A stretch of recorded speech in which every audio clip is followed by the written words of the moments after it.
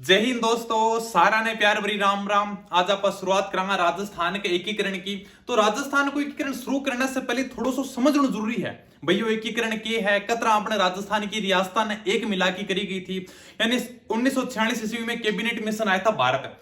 उसने कहा था कि हम भारत को स्वतंत्र करने जा रहे हैं। उसके बाद में भारत का अंतिम गवर्नर जनरल था लॉर्ड माउंटबेटन। उसने 4 जून 1947 को घोषणा की थी कि हम भारत और पाक दो स्वतंत्र राष्ट्र बनाएंगे। इसके बाद में भारत में अंतिम अधिनियम आया था भारतीय स्वतंत्रता अधिनियम 1947। ठीक है, भारत में कोई अंतिम अधिनियम आया था तो उसका नाम था भारतीय स्वतंत्रता अधिनियम। भारतीय स्वतंत्रता अधिनियम 1947। जैसे अपने 1935 का अधिनियम आया था 1909, 1919, वैसे ही करके भारत में अंतिम अधिनियम आया था 1947। इसके अंदर यानी अंग्रेजों द्वारा लाया गया अधिनियम था ये। इसके अंदर कहा गया, इसकी एक धारा थी 8। थोड़ा सा ध्यान रखना इसलिए आपको बता रहा हूं। इसकी धारा 8 थी। इसके अंदर यह कहा गया था, अंग्रेज बोले हम भारत और पाक दो स्वतंत्र राष्ट्र बनाएंगे। ठीक है, कोई दिक्कत नहीं। कई यानी कि क्या बोले, भारत और पाक दो स्वतंत्र राष्ट्र बनाएंगे। उसमें भारत में लगभग 562 रियासतें थी। तो अंग्रेज बोले कि भाई क्या प्रत्येक रियासत को स्वतंत्रता होगी कि वो भारत में मिले तो भारत में मिल सकती है और पाक में मिले तो पाक में जाके मिल सकती है। ठीक है, दूसरी बात ये कह दी। तीसरी बात इन्होंने ये कही कि अगर रियासत चाहे तो अपना स्वतंत्र अस्तित्व भी रख सकती है। जैसे कोई बड़ी रियासत, जैसे सपोज कर लो मेवाड़, अगर मेवाड़ को लगता है कि मैं तो अपना एक अलग देश बनाऊंगी तो अलग देश भी बना सकती है। अब ये बात तो अंग्रेज कह के चले गए। अब मतलब उसमें भारत में 562 रियासतें थी। उसमें भोपाल के नवाब थे हमीदुल्ला, यानी भोपाल के नवाब थे अपने हमीदुल्ला। ये जो अपने नरेंद्र मंडल के तत्कालीन अध्यक्ष भी यही थे। नरेंद्र मंडल के तत्कालीन अध्यक्ष और भोपाल के नवाब थे हमीदुल्ला। ये पाकिस्तान में मिलना चाहते थे।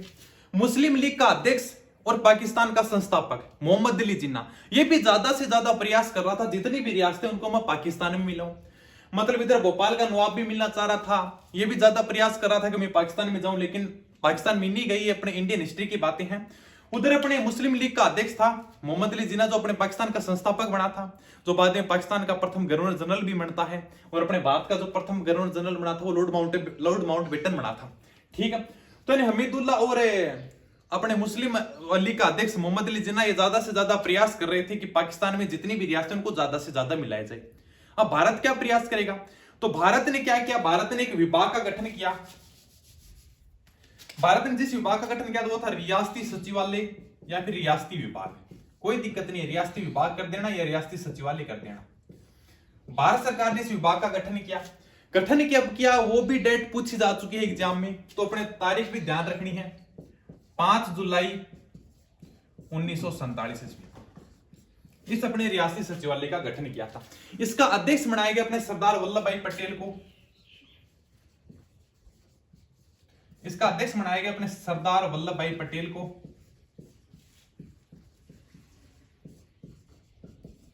और इसका सचिव बनाया गया, वल्लभ भाई पटेल की सहायता करने के लिए सचिव बनाया गया था वीपी मेनन को। ठीक है, इनका काम यह था कि जो रियासतें भारत में मिल रही हैं उनसे आप विलय पत्र पर हस्ताक्षर कराओ। यानी जो भी रियासत भारत में मिलना चाहती है आप उनसे विलय पत्र पर हस्ताक्षर कराइए। ठीक है, अब ये लगे भी पूरे भारत में घूमने के लिए कि भाई अब चलो रियासतों का एकीकरण करते हैं। तो उसमें राजस्थान में अपनी रियासतें थी 19 रियासतें, यानी कि राजस्थान में 19 रियासतें थी।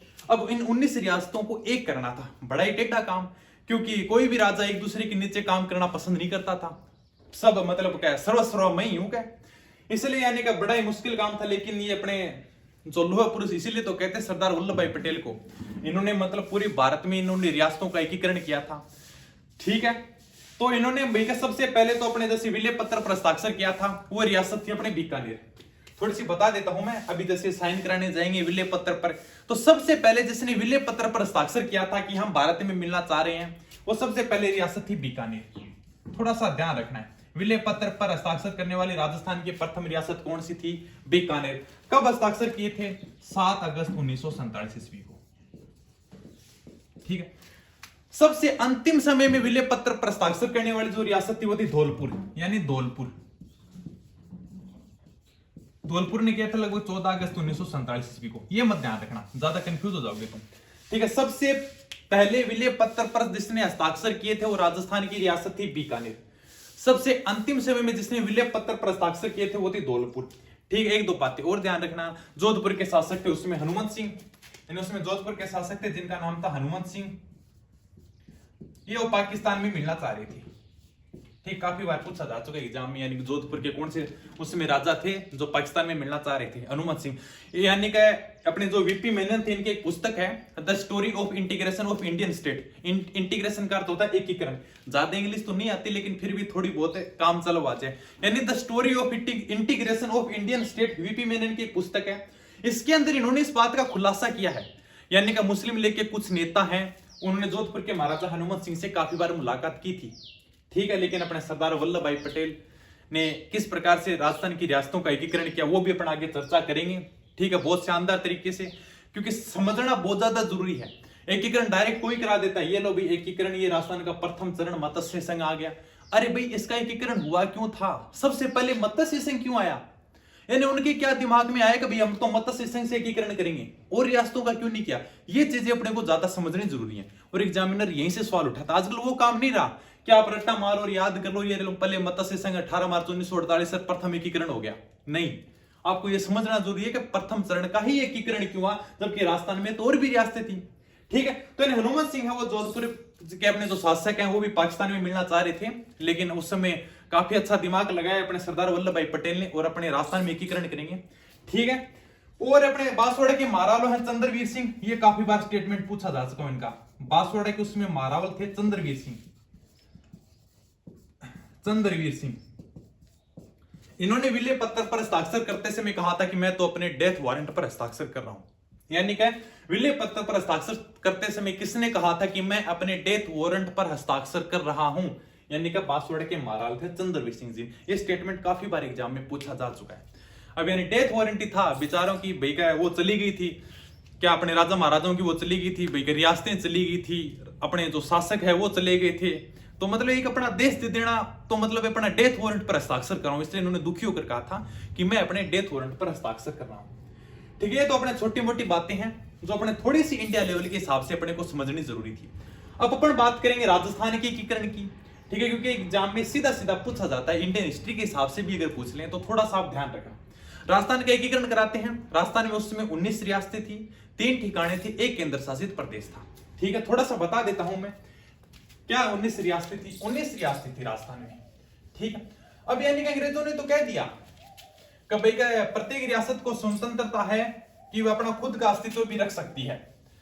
अब उस समय जो रियासती विभाग था इसने एक शर्त रखी थी, अपने सरदार वल्लभ भाई पटेल, इन्होंने एक शर्त रखी थी कि वही रियासत स्वतंत्र अस्तित्व रख सकती है जिसकी कम से कम 10 लाख की तो आबादी होगी और वार्षिक आय होगी वो 1 करोड़ रुपए होगी। यानी कि जिस रियासत की आबादी यानी कि जनसंख्या 10 लाख होगी और वार्षिक आय 1 करोड़ रुपए होगी, वही रियासत केवल अपना स्वतंत्र अस्तित्व रख सकती है। राजस्थान में उसमें ऐसे 4 ही रियासतें थी, जयपुर, जोधपुर, बीकानेर और उदयपुर। ये राजस्थान में 4 रियासत थी जो अपना स्वतंत्र अस्तित्व रख सकती थी, यानी कि अपना एक खुद का देश बना सकती थी। ठीक है, तो यानी बाद में रियासती विभाग ने शर्त रख दी थी कि ऐसे तो प्रत्येक रियासत अपना स्वतंत्र अस्तित्व रख लेगी। भारत में तो भाई 562 रियासतें हैं, तो 562 रियासतें तो ऐसे तो 562 देश हो जाएंगे। तब इन्होंने शर्त रखी थी, ऐसे तो नहीं हो सकता, अगर आपकी 10 लाख की आबादी है और वार्षिक आय 1 करोड़ है तो आप अपना स्वतंत्र अस्तित्व रख सकते हो। ठीक है, अब अपन थोड़ी सी बात करते हैं राजस्थान के एकीकरण की। ये थोड़ी रियासतें ध्यान रखना, अपने 4 रियासतें हैं, जयपुर, जोधपुर, बीकानेर, उदयपुर। ठीक है, थोड़ी सी रियासतों के बारे में चर्चा बता देता हूं, फिर अपन राजस्थान का एकीकरण कराते हैं। 7 चरणों में एकीकरण पूरा होता है अपने राजस्थान का। ठीक है, यानी 4 रियासतें थी जो अपना स्वतंत्र अस्तित्व रख सकती थी। कौन कौन सी थी? जयपुर, जोधपुर, बीकानेर और उदयपुर। ये 4 बड़ी रियासतें थी जिनकी जनसंख्या 10 लाख से अधिक थी और वार्षिक आय इनकम थी वो 1 करोड़ रुपए से ज्यादा थी। ठीक है, मार का थोड़ा सा दूसरा यूज कर लेते हैं अपन। उस समय राजस्थान में थी 19 रियासतें। राजस्थान में 19 रियासतें थी, 3 ठिकाने थे और 1 केंद्र शासित प्रदेश था। एक यानी का केंद्र शासित प्रदेश था। केंद्र शासित प्रदेश यानी जैसे अजमेर मेरवाड़ा था अपने, ठीक है। केंद्र शासित प्रदेश और समझे नियम, जैसे अभी अपने केंद्र शासित नहीं है क्या, जैसे दिल्ली है वैसे ही बस, तो उसी प्रकार से अपने उसमें केंद्र शासित प्रदेश था अजमेर मेरवाड़ा। जैसे दिल्ली मतलब क्या है कि दिल्ली का मुख्यमंत्री अपने अरविंद केजरीवाल, लेकिन अपने जो दिल्ली की पुलिस है वो केंद्र की, यानी कि वैसे हर राज्य में क्या होता है कि जिस राज्य का मतलब जो सरकार होती है पुलिस उसी की होती है, लेकिन जैसे केंद्र की, जैसे कोई केंद्र शासित प्रदेश होता है ना, तो वहां का मुख्यमंत्री अगर किसी भी पार्टी का बने, लेकिन वहां की जो पुलिस होगी वो केंद्र की होगी, यानी केंद्र उनको सैलरी देती है, केंद्र उनकी नौकरी डिसाइड करती है। तो इस प्रकार से मतलब राज्य का वहां पे कोई भी वश नहीं चलता, ठीक है। तो यानी केंद्र शासित प्रदेश, तो यानी कि केंद्र शासित प्रदेश है उस समय एकमात्र अजमेर मेरवाड़ा था, जहां पे इसको चीफ कमिश्नरी भी कहा जाता था, यानी अंग्रेजों का सीधा अधिकार होता था। 19 रियासतें थी, 3 ठिकाने थे। रियासतों की मैं चर्चा करूंगा, 4 रियासतें तो आपको सामने दिख रही हैं, सारी रियासतें बताएंगे। 3 ठिकाने थे, नीमराणा अलवर के अंदर प्लस कुशलगढ़, बांसवाड़ा में प्लस लावा टोंक में। पहले जयपुर रियासत में आता था लावा, वर्तमान में अपने टोंक में आता है।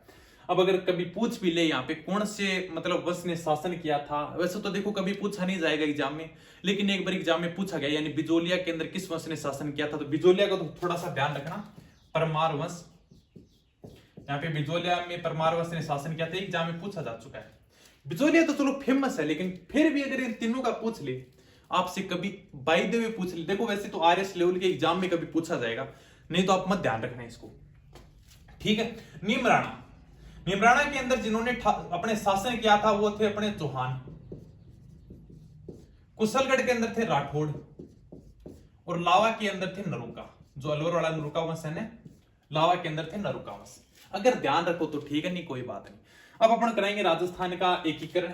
थोड़े से मैं रियासतों के बारे में बता देता हूं, हल्की फुल्की बातें बता देता हूं, ठीक है। ऊपरली बातें बता दूं कि कौन सी रियासत सबसे पुरानी थी, कौन सी थोड़ी बड़ी थी, फिर आपके समझ में आ जाऊंगी। एकीकरण कराऊंगा एकदम शानदार तरीकों में। 19 रियासतें हैं, 19 रियासतें मिलानी है, 7 चरणों में पूरा हो जाएगा। एक एक चीज समझनी जरूरी है, क्योंकि एकीकरण किस प्रकार से हुआ था, क्योंकि अगर अपन पहली बार पढ़ते हैं तो अपने को ये ध्यान में नहीं होता एकीकरण था क्या, यानी एकीकरण मतलब अपने किताबों में मिल जाता है एकीकरण, लेकिन ये समझ में नहीं आता एकीकरण है क्या।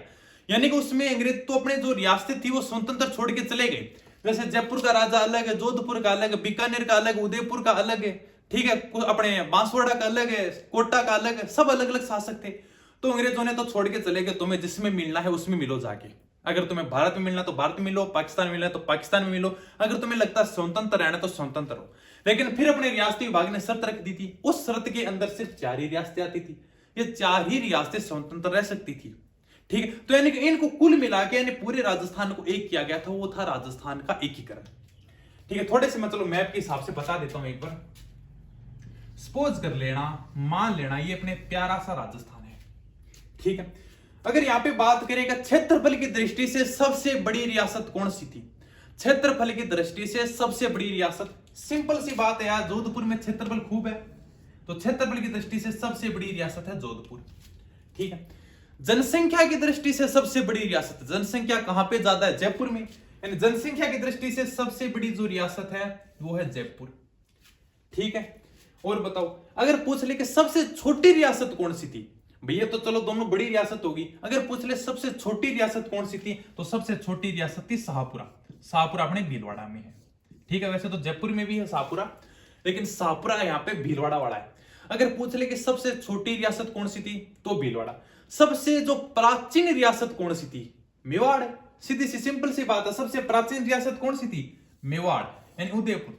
सबसे प्राचीन रियासत मेवाड़, सीधा से एग्जाम में पूछ लेता राजस्थान में सबसे प्राचीन रियासत कौन सी थी, अरे भाई मेवाड़ वालों का तो इतिहास है अपने आप में ही, तो इनका तो कोई वो बात है ही नहीं, तो सोचने वाली बात नहीं, सबसे प्राचीन है ये तो, यानी कि ये भी कहा गया कि विश्व का सबसे प्राचीन राजवंश है, ठीक है। तो यानी सबसे जो प्राचीन रियासत है वो है मेवाड़, ये अपने मेवाड़ के इतिहास में पढ़ा चुका हूं मैं आपको। और बात करें तो सबसे प्राचीन हो गया, तो सबसे नवीन रियासत कौन सी थी, सबसे जो नवीन रियासत थी वो थी झालावाड़, सबसे जो नई रियासत थी वो झालावाड़। अंग्रेजों द्वारा बनाई गई एकमात्र रियासत, अंग्रेजों द्वारा बनाई गई एकमात्र रियासत झालावाड़, इसको 1838 ईस्वी में बनाया गया था, ठीक है। और अपने जैसलमेर करौली में यादव वंश था, मैं पढ़ा चुका हूं आपको यादव वंश। भरतपुर धौलपुर में अपने जाट वंश था, ये भी बता चुका हूं। और डूंगरपुर बांसवाड़ा प्रतापगढ़ यहाँ के जो अपने शासक थे वो मारावल की उपाधि लगाते थे। ठीक है, यानी वागड़ क्षेत्र, इसको कहते हैं वागड़ क्षेत्र। ठीक है, डूंगरपुर बांसवाड़ा प्रतापगढ़। और ये अपने आड़ती क्षेत्र हो जाएगा, कोटा बूंदी झालावाड़ वाला।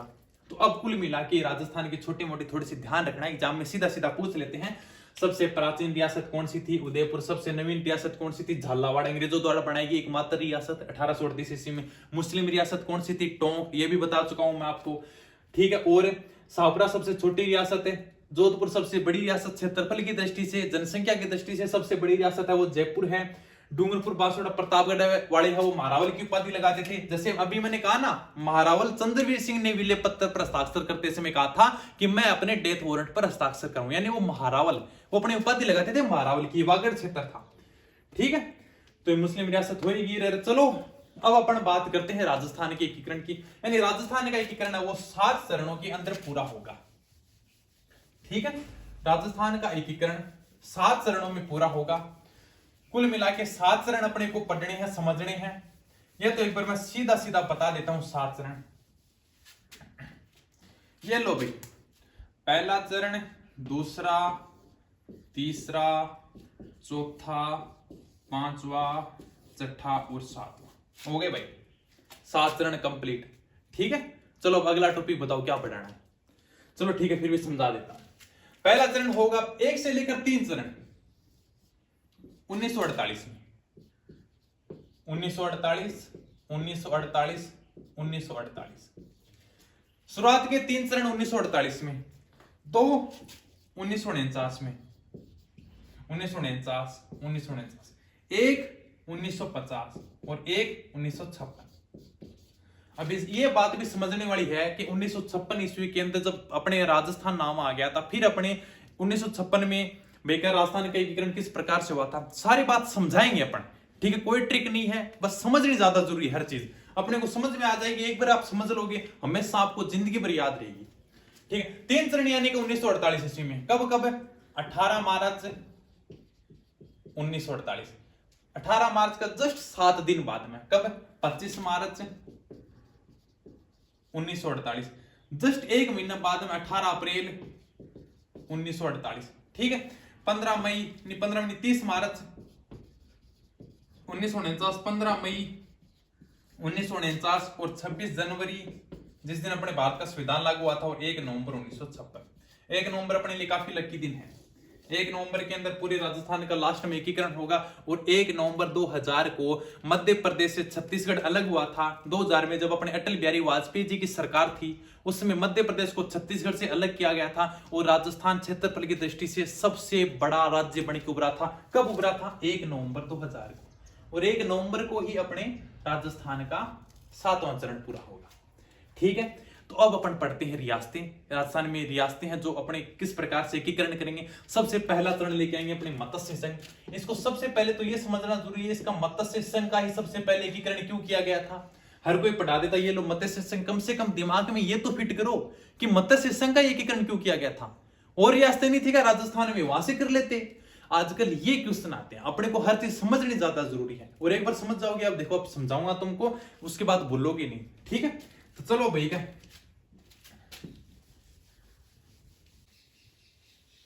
अब अपन बात करेंगे प्रथम चरण की, यानी कि मत्स्य संघ। सबसे जो पहला चरण आएगा वो आएगा मत्स्य संघ।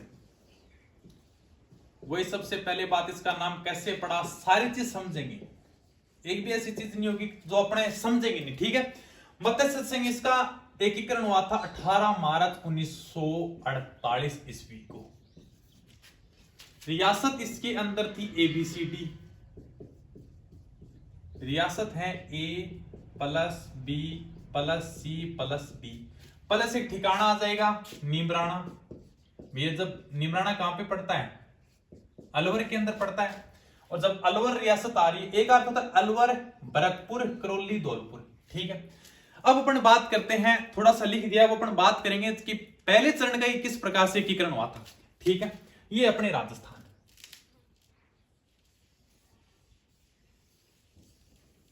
ठीक है, यहाँ पे अपने 4 रियासतें अलवर, भरतपुर, करौली, धौलपुर।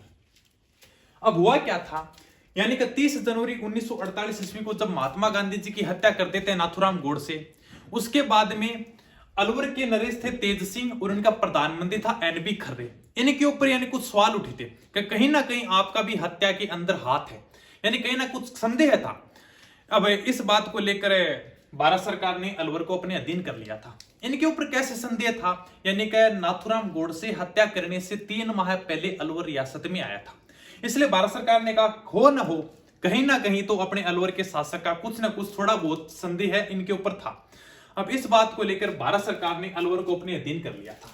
ठीक है, अलवर को अपने अधीन कर लिया तो उस समय थोड़े बहुत दंगे चल रहे थे। अब दंगे चल रहे थे, उसमें भरतपुर का शासक था ब्रजेंद्र सिंह। भारत सरकार ने फिर कहा ब्रजेंद्र सिंह जी कहीं आपका तो नहीं इन दंगों में। ब्रजेंद्र सिंह जी बोले अरे सरकार का मेरा हाथ है, आप मेरे ऊपर शक कर रहे हो, ये लो रियासत आप ही संभालोगे। अब अलवर और भरतपुर यानी दोनों भारत सरकार के अंडर में आ गई। ठीक है, यानी कि अलवर के नरेश थे तेज सिंह, इनका प्रधानमंत्री था एनबी खर्रे। दोनों के ऊपर कुछ शक था, संदेह था कि कहीं ना कहीं हो सकता है इनका भी थोड़ा बहुत हाथ हो। इस बात को लेकर भारत सरकार ने अलवर रियासत को अपने अधीन कर लिया था, क्योंकि नाथूराम गोडसे 3 महीने पहले ही अलवर के नरेश तेज सिंह के साथ में मिलकर गए थे। ठीक है, हो सकता है किसी बहाने आए, लेकिन भारत सरकार को थोड़ा बहुत शक लगा कि हो सकता हाथ हो। इस बात को लेकर अलवर रियासत को भारत सरकार ने अपने अधीन कर लिया था। भरतपुर का नरेश था ब्रजेंद्र सिंह। उस समय थोड़े बहुत दंगे हो रहे थे, यानी थोड़ा बहुत अलवर भरतपुर भी उस समय थोड़ा चपेट में था, तो उसमें भरतपुर के शासक थे ब्रजेंद्र सिंह। भारत सरकार ने फिर सवाल किया ब्रजेंद्र सिंह जी आपका कहीं हाथ तो नहीं है दंगों में। ब्रजेंद्र सिंह जी बोले अरे महाराज मैं ये लोग रियासत ही आप संभालोगे, आप मेरे ऊपर शक कर रहे हो। तो इस प्रकार से भरतपुर रियासत भी भारत सरकार के अंडर में आ गई। अब क्या है, करौली धौलपुर, करौली वालों को बोले तुम्हें राज प्रमुख बना देंगे, और धौलपुर वालों को बोले तुम्हें राज प्रमुख बना देंगे, और करौली उसमें छोटी थी, बोले तुम्हें उपराज प्रमुख बना देंगे। अब इनको क्या चाहिए, ये तो छोटी छोटी रियासतें थी। अभी जब इनका राज प्रमुख बना रहा है, यानी धौलपुर, यानी कि धौलपुर का शासक था उदयभान सिंह, उसको यार मैं राज प्रमुख बन रहा हूं तो मैं क्यों नहीं मिलूंगा इस संघ में। इस प्रकार से यानी कि सबसे पहले इस तरह का एकीकरण किया गया था मत्स्य संघ का। ठीक है, अब एकीकरण इस प्रकार से चलेगा, मत्स्य संघ बाद में इधर की रियासतों का, फिर इधर की रियासतों का, फिर इधर की रियासतों का। ठीक है, ऐसे करते पूरे राजस्थान का एकीकरण होगा। तो समझ गए, यानी मत्स्य संघ का एकीकरण क्यों किया। सरदार वल्लभ भाई पटेल के पास में बहुत ही शानदार मौका था, जब 2 रियासतें उनके पास में आ गई थी, अलवर और भरतपुर, तो करौली धौलपुर वालों को वैसे ही दे दिया, तुम्हें एक को राज प्रमुख बना देंगे, एक को उपराज प्रमुख बना देंगे, बस। बोले ठीक है हम तो राजी है क्या। ठीक है, यानी कि उसमें राज प्रमुख जैसे वर्तमान में जैसे राज्यपाल का पद होता है, उसमें राज प्रमुख होता था पहले।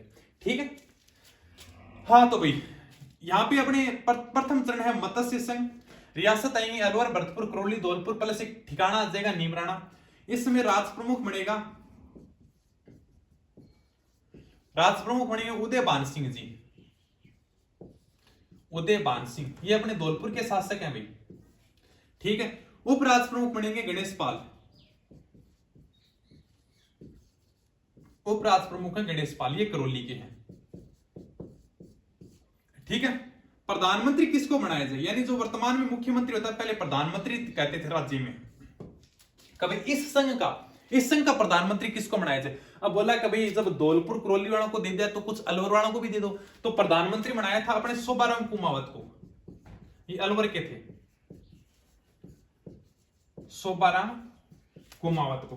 और उप प्रधानमंत्री बनाया था उप प्रधानमंत्री, इनको भी तो कुछ देना जरूरी था अलवर भरतपुर वालों को भाई। अब राज प्रमुख उपराज प्रमुख तो नहीं बना ले, लेकिन प्रधानमंत्री जो बनाया था वो शोभाराम कुमावत को, ये थे अलवर के। और उप प्रधानमंत्री बनाया था जुगल किशोर चतुर्वेदी को, ये भरतपुर के थे, जुगल किशोर चतुर्वेदी। ठीक है, ये अपने भरतपुर के थे। इसका नाम मत्स्य संघ रखा था, वो था कन्हैयालाल मणिकलाल मुंशी नामकरण। इसका नामकरण जो किया था वो क्या था, के एम मुंशी, यानी क्या कन्हैयालाल मणिकलाल मुंशी। ठीक है, अब इसका नाम मत्स्य संघ क्यों रखा गया, यानी सरदार वल्लभ भाई पटेल बोले चलो भाई 4 रियासतों का एकीकरण कर लिया, अब इनका नाम क्या रखें। तब उसमें बोले कन्हैयालाल मणिकलाल जैसे पूछते हैं कि हम मुंशी से, तब इन्होंने कहा कि प्राचीन काल में यानी महाभारत के समय में इस क्षेत्र को मत्स्य प्रदेश कहा जाता था, यानी जो अपने जयपुर अलवर का जो क्षेत्र है, महाभारत काल में इस क्षेत्र को मत्स्य प्रदेश कहा जाता था। तब सरदार वल्लभ भाई पटेल बोले कि हमें प्रदेश नहीं बनाना है, हमें संघ बनाना है। तो क्या दिक्कत, आप मत्स्य संघ बना लो। भाई का जब मत्स्य प्रदेश इस क्षेत्र को महाभारत काल में कहा जाता था, आप अगर संघ बनाना चाहते तो इसका नाम रखो मत्स्य संघ। तो अगर आपको पूछ ले मत्स्य संघ की राजधानी क्या है, तो मत्स्य संघ की राजधानी है अलवर। ठीक है, ये भी पूछा जा चुका है। मत्स्य संघ, इसकी राजधानी रखी गई थी अलवर, और उद्घाटन हुआ था इसका, उद्घाटन कहां हुआ था, भरतपुर के लोहागढ़ दुर्ग में, लोहागढ़ दुर्ग में। और उद्घाटन करता यानी किसने किया था, उद्घाटन करता यानी उद्घाटन किसने किया था, ये एन.वी. गॉडगिल, एन.वी. गॉडगिल यानी कि नरहरि विष्णु गॉडगिल, ये अपने भारत सरकार में उसमें ऊर्जा मंत्री के पद पर थे। ठीक है, तो इन्होंने उद्घाटन किया था, एन.वी. गॉडगिल यानी नरहरि विष्णु गॉडगिल ने उसमें उद्घाटन किया था। तो अगर पूछ ले कि मत्स्य प्रदेश की राजधानी क्या है, मत्स्य प्रदेश की राजधानी है विराटनगर, विराटनगर, विराटनगर यानी जयपुर। और अगर पूछ ले मत्स्य संघ की राजधानी क्या है, मत्स्य संघ की राजधानी अलवर है। तो ज्यादा कंफ्यूज होने की जरूरत नहीं है। अब ये प्रथम चरण का एकीकरण हो गया। ये लो भाई, सात चरण पूरा करना। बताओ पहले चरण में कुछ हुआ कि नहीं है, सर एकीकरण कराओ, एकीकरण कराओ, क्या दिक्कत आई बताओ। 4 रियासतें एबीसीडी और भरतपुर, करौली, धौलपुर प्लस एक ठिकाना जगह निवरणा, राष्ट्र प्रमुख बनाएगा उदयपाल सिंह धौलपुर वाले अपने, उपराष्ट्र प्रमुख है वो गणेश पाल करौली वालों को बनाएंगे। प्रधानमंत्री और शोभाराम कुमावत है, ये अलवर के हैं, और उप प्रधानमंत्री जुगल किशोर चतुर्वेदी भरतपुर के हैं। ठीक है, नामकरण वो किया मुंशी कन्हैयालाल मणिकालाल मुंशी, और राजधानी रखी गई अलवर थी। उद्घाटन हुआ था भरतपुर के लोहागढ़ दुर्ग में। उद्घाटन करता एन.वी. गॉडगिल, हरि विष्णु गॉडगिल। थोड़े से ट्रिक बताऊं, कैसा ट्रिक बताओ, ट्रिक से लेकिन सिलेक्शन तो होगा नहीं। ठीक है, समझने से सिलेक्शन होगा। फिर भी कह दो तो देखो, बतना तो देखो राज प्रमुख का अपना ट्रिक है कि भाई उदयबान सिंह नहीं, रहने दो, ट्रिक नहीं, छोड़ो, ट्रिक से कोई सिलेक्शन नहीं होता। जब अपन कह दिया अगर ट्रिक से होता ही नहीं है, क्योंकि ट्रिक अभी बता दूंगा फिर भाई इतना बुरा नहीं करेंगे। आज ट्रिक बता देंगे, कल तुम फिर 4 दिन बाद फिर कहोगे सर ऑप्शन देना के। अगर समझ के करोगे तो ही बढ़िया रहेगा, वो पेपर ही नहीं देना यार भाई। जब तुम ट्रिक से याद कर लो कोई चीज को, एक टॉपिक में नहीं याद किया, ट्रिक तो बताएंगे नहीं, किसी टॉपिक में नहीं बताएंगे ट्रिक, समझाना है बस। अब देखो ज्यादा से ज्यादा है ना, इनको समझा करो आप। ये ट्रिक आजकल कोई नहीं पूछता एग्जाम में, क्योंकि एक ऑप्शन के अंदर 4 ऑप्शन आएंगे। देख लो जी, उठा के देख लो, आप कोई भी एग्जाम देख लो उठा के। भाई आपको नहीं लग रहा कि अगर ऐसे पूछते तो उठा के देखो, किस किस में ट्रिक लगाओगे भी। एक सवाल में 4 सवाल पूछ रहे हैं वो। ठीक है, दूसरा चरण यानी कि इधर आएंगे ये, इधर भी देखो एकदम शानदार तरीके से बताऊंगा, कोई ट्रिक नहीं है। ठीक है, एकदम इतनी बढ़िया तरीके से समझा दूंगा तुमको। ये सपोज कर लेना राजस्थान है।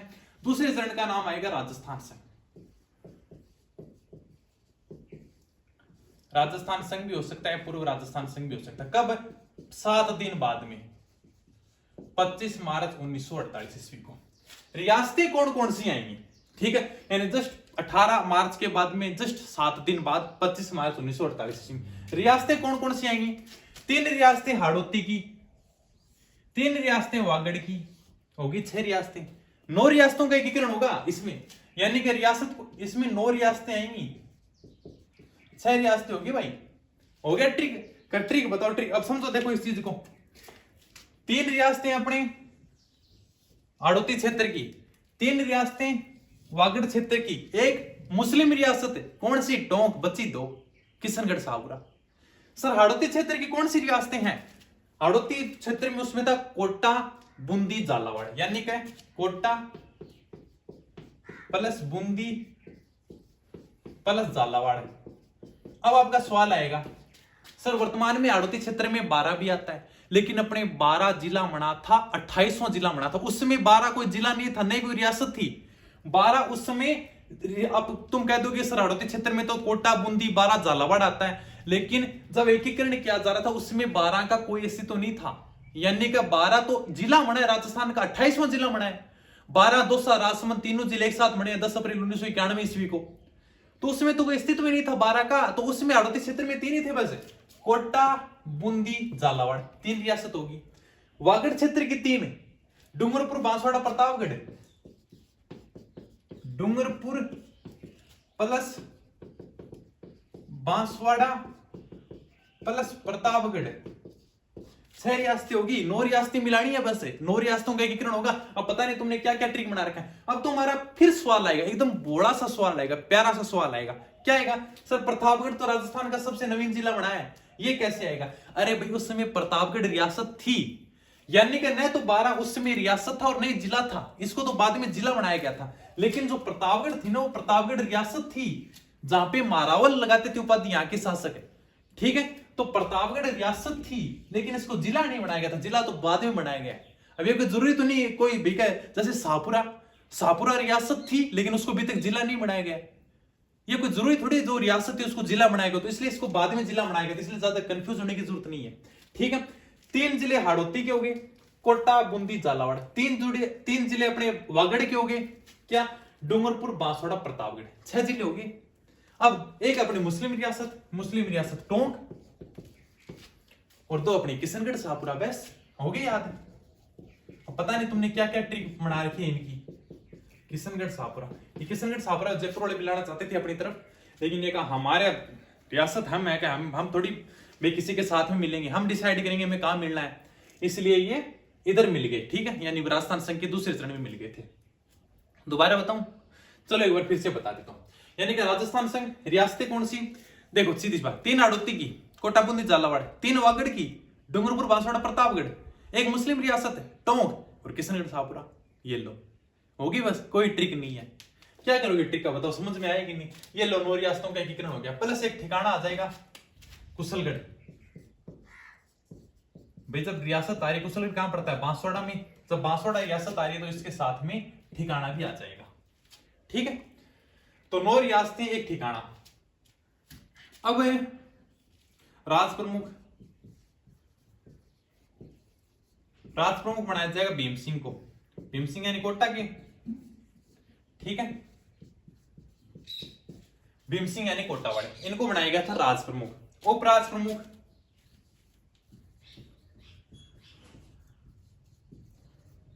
प्रमुख अपने बूंदी के थे बहादुर सिंह। इसमें 2 बनाए गए, बहादुर सिंह और लक्ष्मण सिंह, यानी 2 इसमें उपराज प्रमुख बनाए गए थे।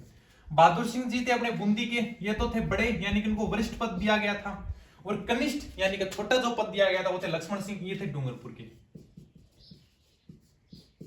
ठीक है। राज प्रमुख हो गया, उपराज प्रमुख हो गया, राजधानी कोटा ही बनेगी, उद्घाटन भी कोटा के दुर्ग में ही होगा, यानी जहां पे राजधानी बनेगी ना। लेकिन ये तो हुआ तो नहीं था अपने पहले चरण में, राजधानी तो अपने अलवर थी, उद्घाटन भरतपुर के लोहागढ़ दुर्ग में हुआ था, तो ये भी कुछ जरूरी नहीं है। तो राजधानी तो बनी थी कोटा, लेकिन इसमें उद्घाटन कोटा दुर्ग में ही हुआ था, ठीक है। उद्घाटन भी कोटा के दुर्ग में ही हुआ, राजधानी भी कोटा ही बनी। राज प्रमुख, उपराज प्रमुख, राजधानी।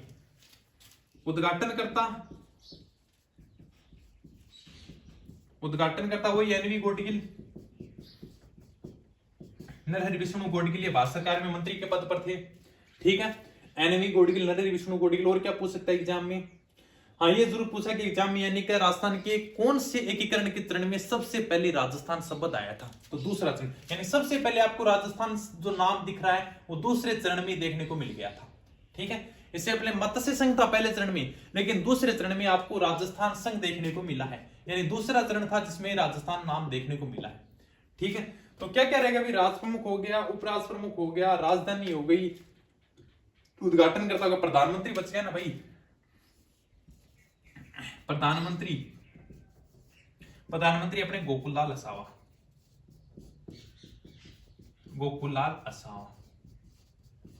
ठीक है। प्रधानमंत्री की तो SGM, सीधी सी SGMH, ठीक है। शोभा राम कुमावत पहले चरण में, दूसरे चरण में गोकुललाल असावा, तीसरे चरण में माणिक्यलाल वर्मा, चौथे चरण में हीरालाल शास्त्री, ठीक है। 2 चरण पूरे हो गए, 2 रियासतों का 2 चरण पूरे हो गए, बस हो गई। रियासतें क्या है? 9 रियासतें इसमें होगी, 4 रियासतें उसमें होगी, 13 रियासतें। अब क्या बची है? 4 वैसे बड़ी रियासतें, उनको आप कर नहीं सकते, उनको तो आराम से करना पड़ेगा, ठीक है। 13 4 17, जैसलमेर और सिरोही को अपने जो सरदार वल्लभ भाई पटेल थे वो मुंबई में मिलाना चाहते थे, उसमें गुजरात नहीं था, उसमें बंबई था। तो भाई देखो हर इंसान में थोड़ा बहुत क्षेत्रवाद होता ही है। जब आप पुलिस में लग जाओगे ना, तब भी आप सबसे पहले ये देखोगे, जैसे सपोज कर लो आपका जिला हनुमानगढ़ है, तो आप सबसे पहले जब ट्रेनिंग सेंटर में जाओगे ना, तो सबसे पहले आप ये देखोगे यार मेरे हनुमानगढ़ के क्षेत्र का कोई है क्या इधर, यानी कि हर किसी में होता है क्षेत्रवाद। थोड़ा बहुत होता ही है, किसी में थोड़ा होता है, किसी में ज्यादा होता है, किसी में होता नहीं है। तो यानी को हर कोई ये देखता है यार कि मेरे क्षेत्र का कोई है क्या। तो उस समय सरदार वल्लभ भाई पटेल जी हम अपने सिरोही को अपने बंबई में मिलाना चाहते थे। चलो उसके ऊपर भी बात करेंगे। ये लो 9 और 4 13 रियासतों का एकीकरण हो गया। 2 चरण हो रहा है, उसके बाद कुछ नहीं है, बस 2 चरण और बचे हैं। ठीक है, फिर नाम आएगा संयुक्त राजस्थान संघ। इसी राजस्थान संघ की 9 रियासतों के अंदर उदयपुर जोड़ा गया था। यानी क्या, सरदार वल्लभ भाई पटेल के लिए बड़ी समस्या थी, मैं उदयपुर को मिला हूं। तो वो अपने मेवाड़ के महाराणा भोपाल सिंह जी के पास में गए और उनको कहा कि भाई क्या आप के साथ में मैं 9 रियासतें मिला दूंगा और राज प्रमुख आपको बनाऊंगा। यानी कि इनके नीचे 9 रियासतें करेंगे तभी ये जाके मिलेंगे। ठीक है, क्योंकि मेवाड़ तो एक अलग रियासत थी और सबसे बड़ी जो, जिधर मेवाड़ मिल गया ना, सबसे बड़ी बात यही थी बस। अगर राजस्थान में अगर मेवाड़ कहीं भी मिल गया जाके, तो बस ये समझ लो कि राजस्थान की सारी रियासतें उधर ही हैं। यानी कि जब राणा सांगा के छत्र छाये के नीचे राजपूतानी के सभी राजा एक साथ लड़ सकते हैं, तो जिधर मेवाड़ जाएगा राजस्थान की सभी रियासतें उधर ही जाएंगी। तो इसलिए राजस्थान की मेवाड़ रियासत को मिलाने के लिए अपने जो भोपाल के नवाब थे हमीदुल्ला, इन्होंने मेवाड़ के शासक महाराणा भोपाल सिंह को संदेश भेजा था कि आप पाकिस्तान में मिल जाओ। यानी कि भोपाल का नवाब हमीदुल्ला मेवाड़ के शासक महाराणा भोपाल सिंह को कहता है कि आप अपने पाकिस्तान में मिल जाओ। तब जो मेवाड़ के महाराणा भोपाल सिंह जी ने उनको संदेश भेजा वो बहुत ही शानदार था। उन्होंने कहा था कि तुम मुझे बताओगे कि मैं पाकिस्तान में मिलूं। इस बात का निश्चय तो मेरे पूर्वज ही करके चले गए थे। मेरे पूर्वज यानी कि राणा अपने बप्पा रावल हिंदुआ सूरज, राणा कुंभा अपने राणा सांगा हिंदू पथ, राणा हमीर जिनको प्रबल हिंदू कहा जाता है, राणा सांगा महाराणा प्रताप जैसी वीर योद्धाओं ने इसलिए संघर्ष नहीं किया था कि मैं पाकिस्तान में जाकर मिलूं। तब इसके बाद मेवाड़ के अपने जो भोपाल के नवाब थे वो चुप हो गए अपने मेवाड़ के संग अपने भोपाल सिंह का जवाब सुनकर। ठीक है, तो यानी कि कुल मिला के मेवाड़ के जो महाराणा थे भोपाल सिंह, इन्होंने तो शुरुआत से सोच रखा था मैं तो हिंदुस्तान में मिलूंगा। ठीक है, तो यानी कि अब जो तीसरा चरण आएगा जिसका नाम है अपने संयुक्त राजस्थान संघ, यानी दूसरा चरण है राजस्थान संघ। इसके अंदर एक रियासत जुड़ जाएगी, यानी वो 9 की 9 रियासतें तो है ही साथ में, पल्स में एक उदयपुर जुड़ेगा। और राजस्थान संघ के अंदर आप अगर किसी रियासत को जोड़ने को क्या कहते हैं, संयुक्त यानी जोड़ना, तो संयुक्त राजस्थान संघ तीसरा चरण। ठीक है, ये अपने हुआ था जस्ट 1 महीने बाद 18 अप्रैल 1948। ठीक है, रियासतें वही, इसमें रियासत आ जाएगी, एक तो उदयपुर आ जाएगी, बाकी की बाकी सारी की सॉरी 9 रियासतें वही। ठीक है, अब राजधानी बनेगी उदयपुर। अब तो सब कुछ उदयपुर का ही होगा। भी बड़ी रियासत आ गई, इसके नीचे मेवाड़ के महाराणा भोपाल सिंह जी को कहा कि आपके नीचे 9 रियासतें लेके आ रहे हैं हम। तब मेवाड़ के महाराणा भोपाल सिंह जी मिले, हाँ अब ठीक है, क्या अब मैं मिल जाऊंगा क्या। ठीक है, तो राजधानी बनी थी उदयपुर। ठीक है, उद्घाटन भी अपने उदयपुर में ही होगा, कोई खास बात नहीं है। राज प्रमुख सीधी सी बात है, मेवाड़ के महाराणा भोपाल सिंह बनेंगे। ठीक है, उपराज प्रमुख कोटा वाले हो जाएंगे।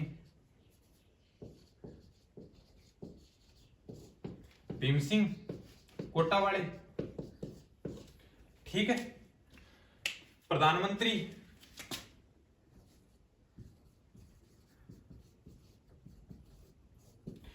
माणिक्यलाल वर्मा,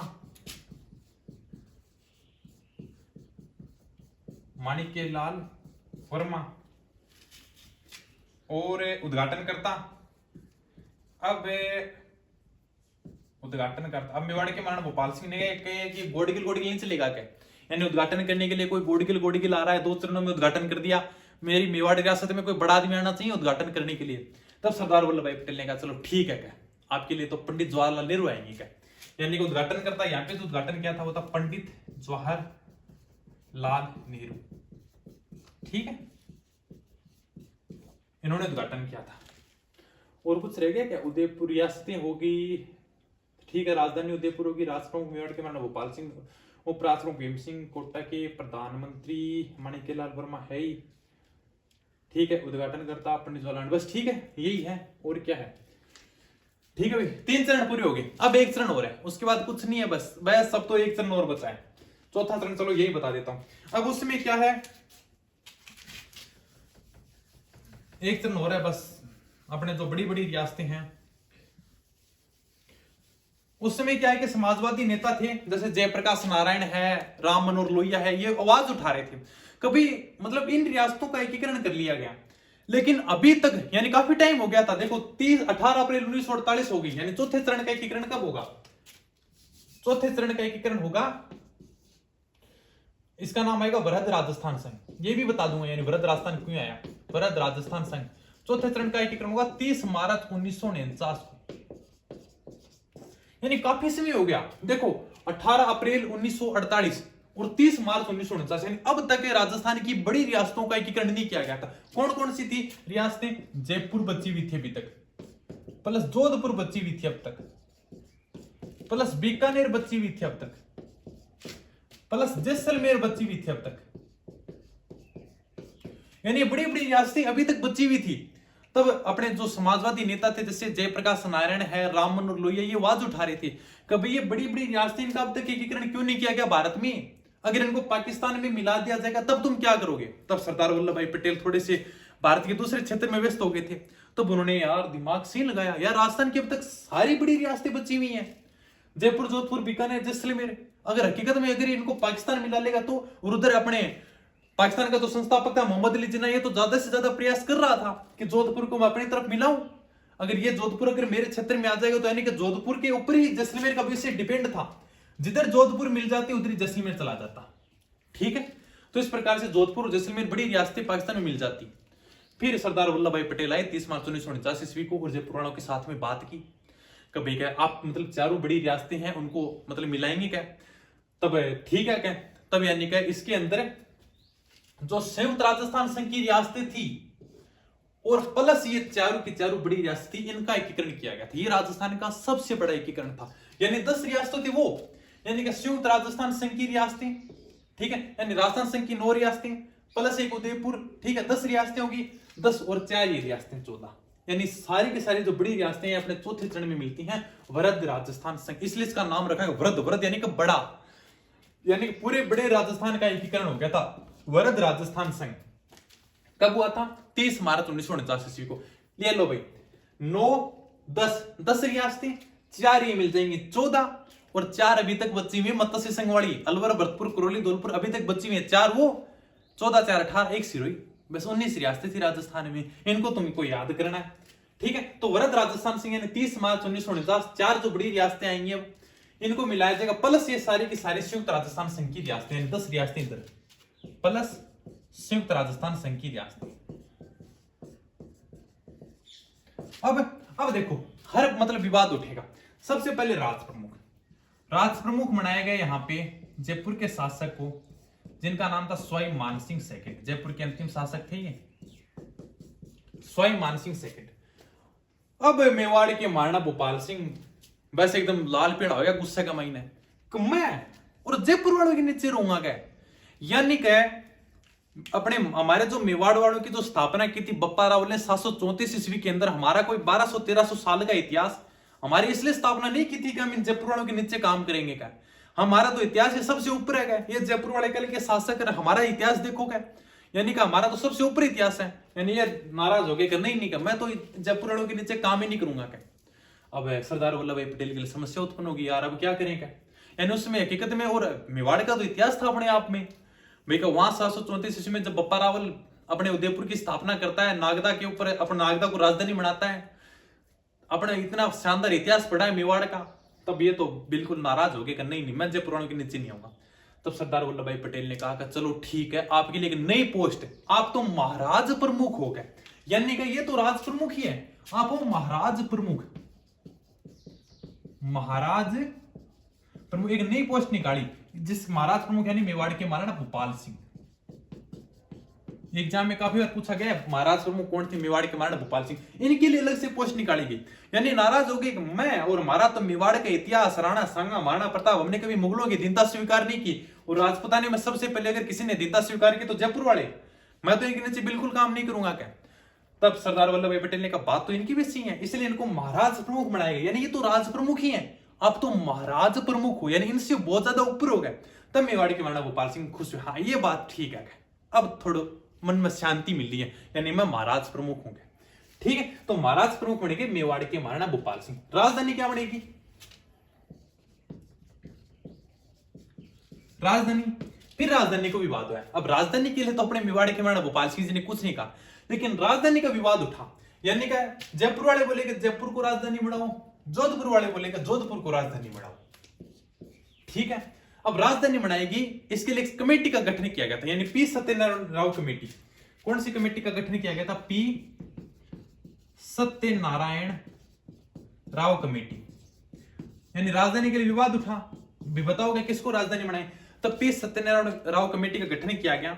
इनको एक जिम्मा सौंपा गया, आप बताओ भी क्या, यानी कि किसको राजधानी बनाए। तब इन्होंने कहा देखो वैसे तो राजधानी जयपुर होनी चाहिए, क्योंकि एक तो देखो जोधपुर में पानी की कमी है, वो मारवाड़ी की भूमि थोड़े पानी की कमी है। अब जहां पे थोड़ी राजधानी हो तो वहां पे थोड़ा क्या कि पानी वानी होना चाहिए क्या, जब जोधपुर वाले पानी तो हम ले आएंगे क्या, पानी की टेंशन मतलब हमारी राजधानी बनाओ क्या। फिर बोले कि दिल्ली से दूरी जोधपुर की ज्यादा है, जयपुर की थोड़ी कम है। अब थोड़े जोधपुर वाले चुप हो गए, यार बात तो इनकी सही है क्या, यानी कि अपनी थोड़ी दूरी ज्यादा है। अगर जैसे भाई का कोई अपने आना जाना भी हो, दिल्ली कोई काम हो, तो जयपुर थोड़ा ज्यादा नजदीक पड़ता है दिल्ली से, इसलिए राजधानी बनाया गया था जयपुर को।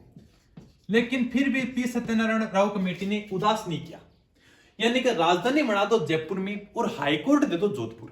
ठीक है, राजधानी बनाई जाएगी जयपुर और हाईकोर्ट दिया जाएगा जोधपुर। तब मेवाड़ के महाराणा भोपाल सिंह फिर, अच्छा हमें क्या दिया जाएगा, बोले आपके लिए भी है, आपके समय तो राणा लाखा के समय में चांदी की खान निकली थी 1382 ईस्वी में, आपको भी देंगे।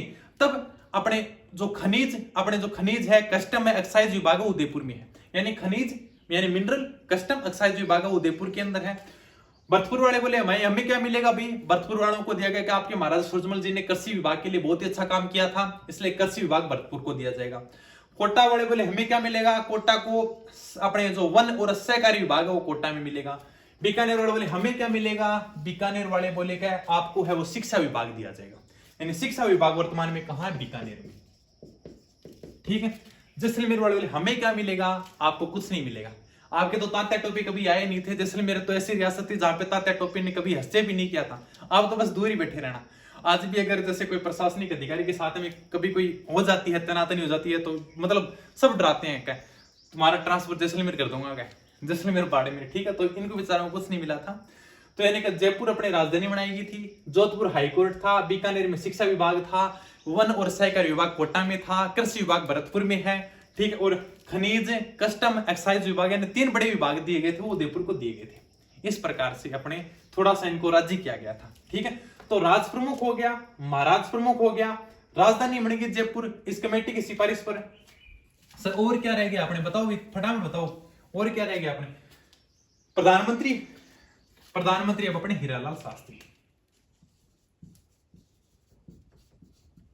प्रधानमंत्री यानी हीरालाल शास्त्री।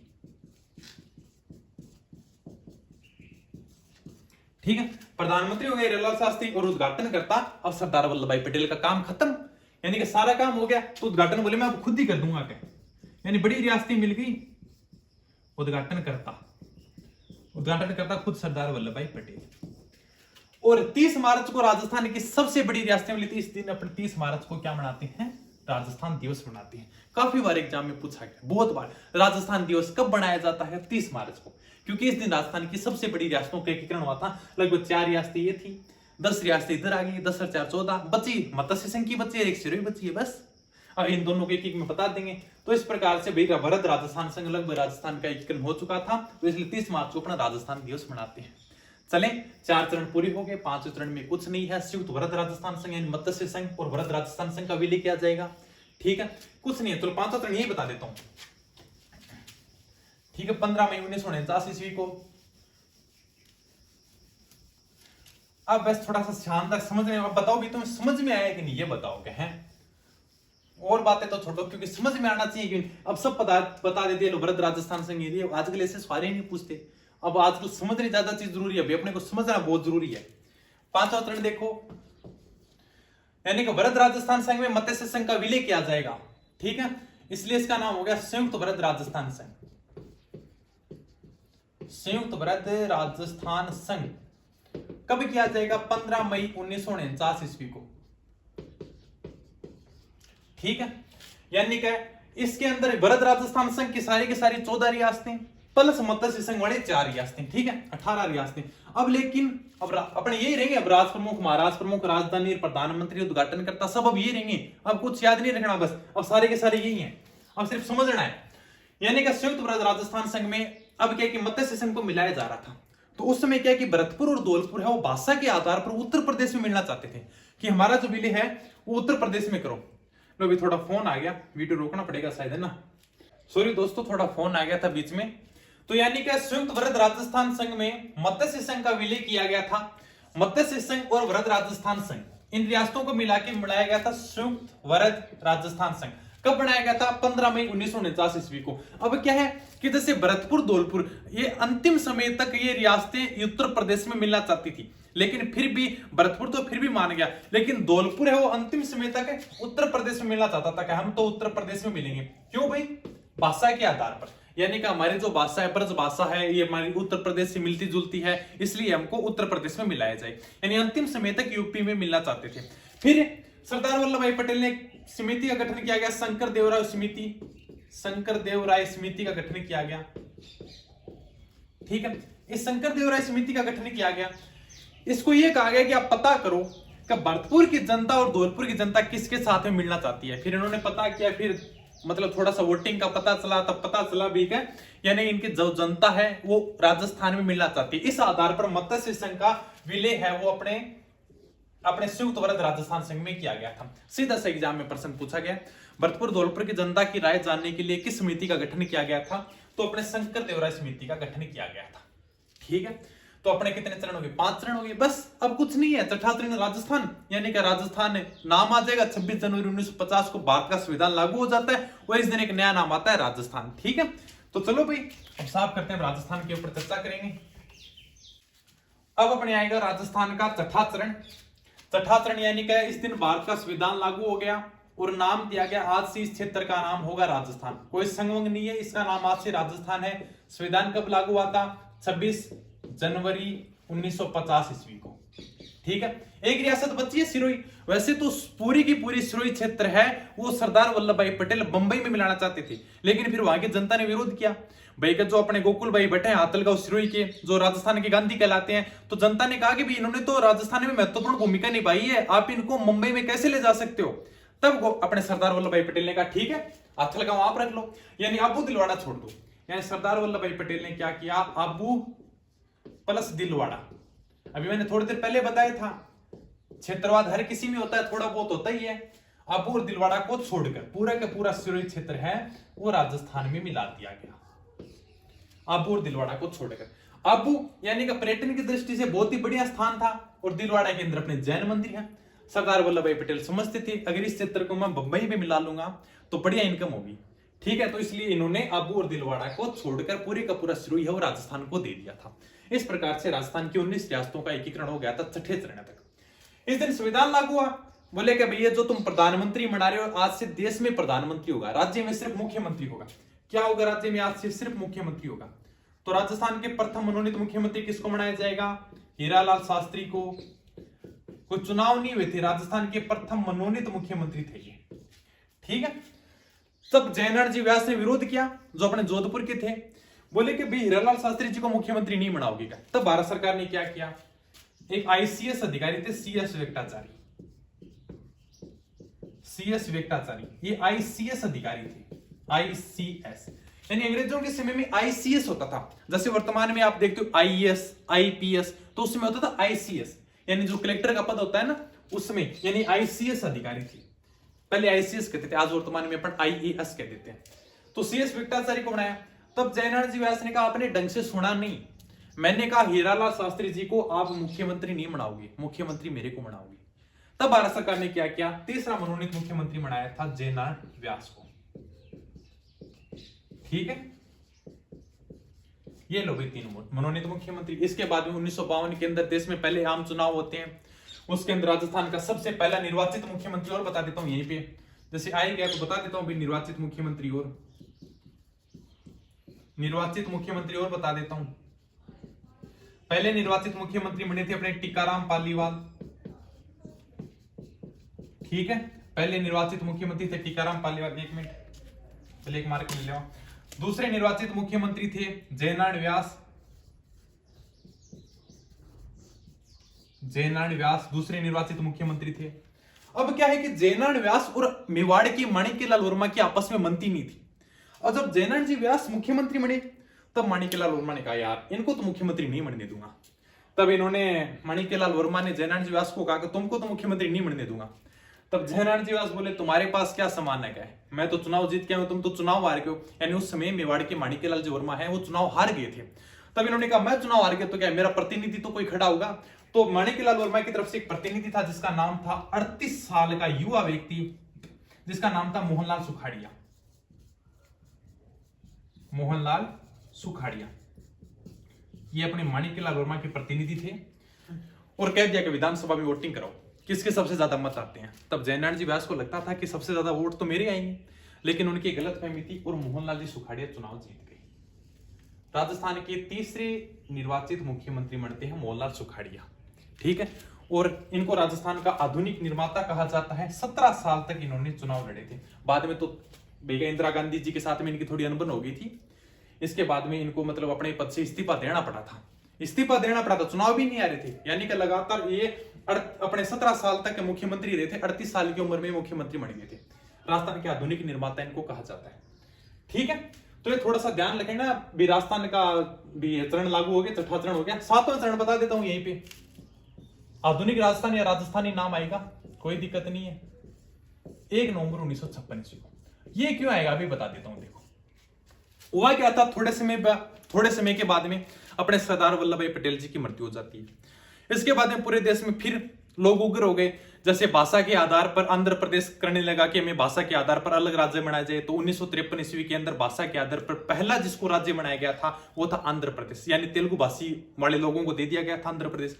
जैसे आंध्र प्रदेश को बनाया फिर सारे देश में क्रांति बढ़ेगी। जैसे राजस्थान वाले कहने लगे भी अबू दिलवाड़ा हमारे क्षेत्र है तो हमें वापस लौटाए जाए।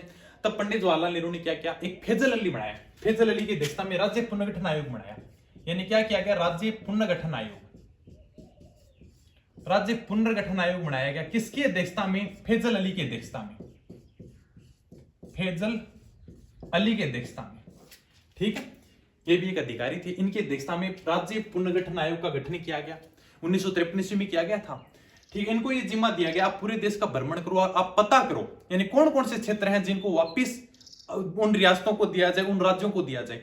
तब राजस्थान कहां पीछे हटने वाला था, तो राजस्थान वालों ने भी मांग उठाई कि भाई जैसे अबू दिलवाड़ा ही हमारे क्षेत्र है तो हमको वापस लौटाए जाए। ठीक है, तो राज्य पुनर्गठन आयोग फैजल अली ने डिसाइड किया कि वास्तव में जो अबू दिलवाड़ा के जो क्षेत्र हैं वो राजस्थान वालों के ही हैं। ठीक है, इस फैजल अली मतलब 3 सदस्य थे, जिसके अंदर एक अपने सरदार पन्नीकर भी इसके सदस्य थे, हरदेनाथ कुंजरू इसके सदस्य थे, 2 सदस्य और थे। थोड़ा सा ध्यान रखना फैजल अली का, यानी राज्य पुनर्गठन आयोग के अध्यक्ष कौन थे, फैजल अली। इनका बस काम यही था कि आप पूरे भारत में भ्रमण करो, कौन कौन से क्षेत्र है वो किस राज्य को वापस दिए जाए। तब इन्होंने भ्रमण करके कहा कि भाई आबू और दिलवाड़ा वास्तव में राजस्थान के क्षेत्र हैं तो राजस्थान को वापस दिए जाए। तब 1 नवंबर 1956 ईस्वी को दोबारा से राजस्थान का एकीकरण होगा और इसके अंदर राजस्थान को क्या क्या दिया गया, आबू और दिलवाड़ा दिए गए। ठीक है, आबू प्लस दिलवाड़ा, आबू और दिलवाड़ा राजस्थान को दिए गए। अजमेर मेरवाड़ा दिए गया, अजमेर मेरवाड़ा दिए गए। ठीक है, इसके अलावा मध्य प्रदेश का सुनेल टप्पा दिया गया। सुनेल टप्पा क्षेत्र है एमपी का। मध्य प्रदेश वालों ने कहा इसके नाम के पीछे टप्पा लग रहा है, इसका ये मतलब थोड़ी आप किधर भी टप्पा खुआ के ले जाओगे। यानी कि हमारे मध्य प्रदेश में टप्पा था, सुनेल टप्पा, आपने इसको टप्पा खुआया और राजस्थान में ले गए। तब इन्होंने कहा देखो नाराज मत हो, आप एक और क्षेत्र ले लो, यानी सिरोंज क्षेत्र ले लो। सिरोंज है अपने झालावाड़ क्षेत्र में था, झालावाड़ में था, ये एमपी को दे दिया गया। तो ये ले लो आप, सुनेल टप्पा हमें दे दो, यानी टप्पा हमारी तरफ खुआ दो और ये सिरोंज आप ले जाओगे। ठीक, इस प्रकार से कुल मिला के राजस्थान का जो 7वां चरण जो वर्तमान में अपना राजस्थान देख रहे हैं, ये यहां पर जाकर राजस्थान का एकीकरण पूरा होता है। 1 नवंबर 1956 ईस्वी को 7वां संविधान संशोधन होता है। 7वां संविधान संशोधन होता है 1956 ईस्वी में, जिसके अंदर ये राज प्रमुख का पद है वो समाप्त कर दिया जाता है। कभी ये जो राज प्रमुख अब तक तुम देख रहे थे, इस राज प्रमुख का पद आज से समाप्त है और राज प्रमुख के स्थान पर एक नए पद का सृजन किया गया जिसका नाम था राज्यपाल। यानी राज्यपाल का पद कब आया था, 1956 ईस्वी में 7वें संविधान संशोधन के द्वारा राष्ट्र प्रमुख के पद को समाप्त करके राज्यपाल के पद का सर्जन किया गया। राजस्थान का प्रथम राज्यपाल था सरदार गुरुमुख निहाल सिंह। ठीक है, ध्यान रखना थोड़ा सा। तो ये भी राजस्थान का एकीकरण अपने पूरा होता है। उसमें 7वें चरण के अंदर राजस्थान के जो मुख्यमंत्री थे वो मोहनलाल जी सुखाड़िया ही थे। और क्या बताओ, एकीकरण अपना पूरा हो गया। थोड़ी सी और एक्स्ट्रा बातें बता दूं। अब ये है एकीकरण का हो गया, अभी के 7 चरण थे, इसके अंदर एकीकरण में और थोड़ी सी देख लेता हूं मैं क्या बातें बताऊं। जैसे प्रीवियस का बताऊं क्या थोड़ा सा, यानी कुछ विशेष अधिकार थे जो राजा महाराजाओं को दिए जाते थे। वैसे तो देखो तुम्हारे काम की नहीं है, अब अगर कभी पूछ भी लें तो, यानी प्रीवियस देखो ये विशेष अधिकार दिए गए थे। ये क्या था, अगर आपको कुछ किताबों में मिल जाएगा देखने को, प्रीवियस क्या था, यानी कि राजाओं को विशेष अधिकार दिए गए थे। जैसे आप अपनी संपत्ति रख सकते हो, आपका रियासत है, आपसे कोई नहीं छीनेगा। यानी जब एकीकरण किया जा रहा था उस समय राजा अपनी रियासत छोड़ने को तैयार थोड़ी थे, तब इनको कहा कि आपका उत्तराधिकारी हमेशा बढ़ता रहेगा, आपको विशेष अधिकार मिलेंगे, आपको पेंशन मिलेगी। ठीक है, आपको जैसे मेवाड़ के महाराणा भोपाल सिंह को 20 लाख रुपए दिए गए थे उसमें, फिर जयपुर वालों को 18 लाख है, जोधपुर को 17.5 लाख है, बीकानेर को 17 लाख दिए गए थे। ठीक है, यानी कुछ प्रकार के जो विशेष अधिकार थे, यानी आपकी रियासत हमेशा चलती रहेगी, आपका उत्तराधिकारी बनता रहेगा। ठीक, आपका जो भी है हमारा, हम कोई स्टेप नहीं करेंगे, कुछ प्रकार के विशेष अधिकार थे, वही प्रीवियस थे। और इसको है 26वां संविधान संशोधन हुआ था 1971 ईस्वी के अंदर। उसमें भारत की प्रधानमंत्री थी इंदिरा गांधी, उसने संविधान संशोधन करके इसको समाप्त कर दिया था। ठीक है, तो ये है अपने राजस्थान का एकीकरण, और जो राजस्थान का वर्तमान स्वरूप अब तक चल ही रहा है। तो ठीक है दोस्तों, उम्मीद करूं तारीख एकदम बढ़िया समझ में आए। फिर भी कोई बात हो तो बताइए, क्योंकि बहुत ज्यादा कमेंट आ रही सर एकीकरण कराओ एकीकरण कराओ। तो भाई देखो, एकीकरण ऐसा है, मतलब बढ़िया शायद ही कोई समझा सके। फिर भी आपने आप देखो धीरे धीरे डिजिटल बोर्ड आने वाला है, तो बैंक के बाद आप और शानदार तरीकों बहुत ही बढ़िया पढ़ावाना। ठीक है दोस्तों, धन्यवाद, थैंक यू, जय हिंद, जय भारत।